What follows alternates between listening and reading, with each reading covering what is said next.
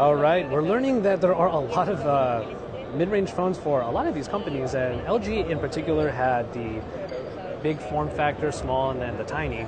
And now we're at the Samsung booth, and we're taking a look at the smallest of the Galaxy line. This is the Galaxy Young. So it's Joshua Vergara from Android Authority. What's going on, everybody? And as I said, this is the Samsung Galaxy Young. I suppose young is a nice way to put it because this is actually the smallest phone that they have on display over here. It is a 3.27-inch display, and look how cramped that is. I did do a review of the S3 Mini, the Galaxy S3 Mini, and it was honestly a very nice phone, but it looks like they're even going a little farther or further with the size of the Galaxy Young and the specs underneath. Not a whole lot to really be excited about when it comes to the hardware underneath. You have a 1 gigahertz processor with only 768 megabytes of RAM. The battery is 1300 milliamp hours, and if the Galaxy S3 Mini was any indication, you're going to get quite a lot of battery life out of this because the internals don't need to be powered by such a large battery. There's a 3 megapixel camera on the back, not necessarily the best that you're going to find on any phone, but then again, that's kind of what we expect here.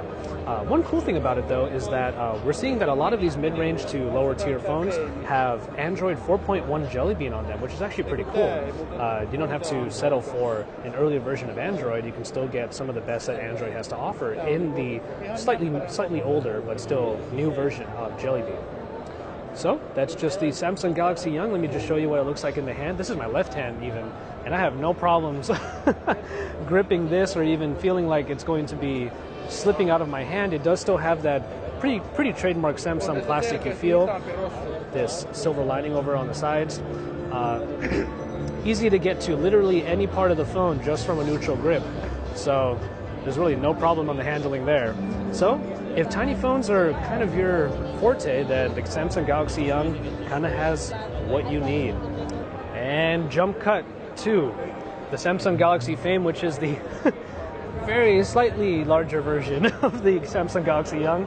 It really does look like they're trying to fulfill every single sort of size of smartphone. So Samsung is really going all out to make sure that every single person out there has a phone for them. That being said, you have a 3.5-inch, very minimal increase from the Samsung Galaxy Young here on the Galaxy Fame. It is an HVGA screen, just like its little brother, which makes it 480 by 320 resolution. We're kind of going through the screen there. As you can see, it does get a little cramped, but to each their own. Again, you have the 1 gigahertz processor underneath, this time only 512 megabytes of RAM, which is a little odd because this is the slightly larger phone, but the Samsung Galaxy Young, the smaller one, has more RAM, which is a little bit weird. But anyway, coming over to the back here, you have the 5 megapixel camera.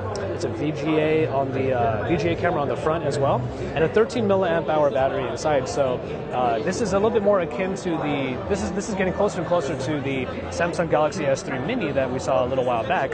But nonetheless, this is sort of the second of 4 different phones that take the Galaxy name and all are of a different size. So, kind of taking a look at these phones. Once again, this is the Samsung Galaxy Fame.